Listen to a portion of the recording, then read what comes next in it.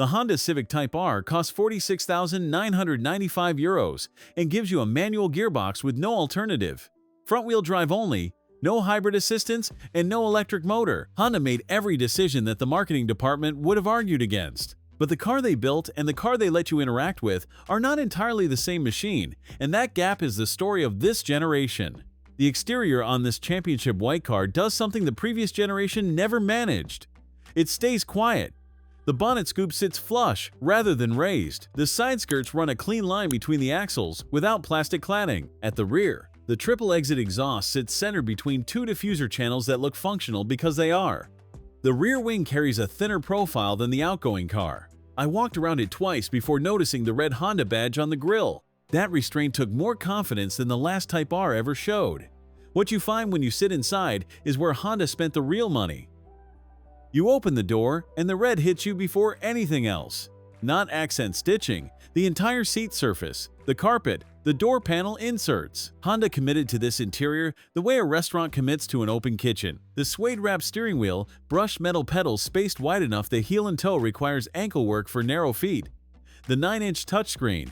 These details should cost extra. They do not. Up front, the bucket seats hold you with bolsters tight enough that getting in requires a technique.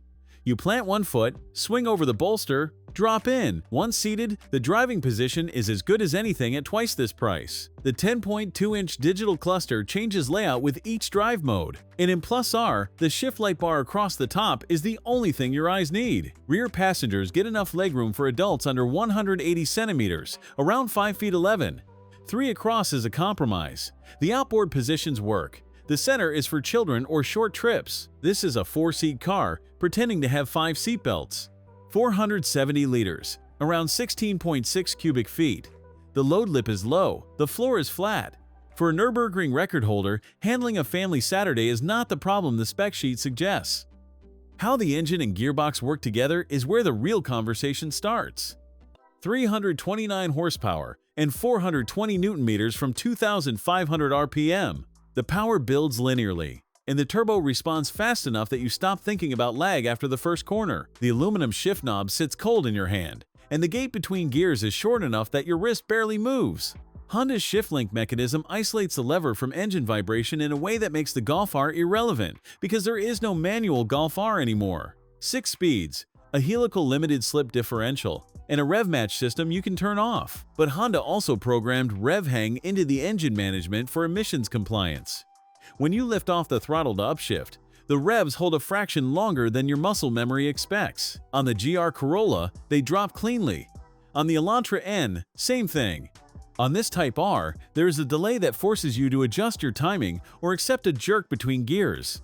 A car that asks you to choose a manual should not then make shifting it harder than it needs to be. €46,995.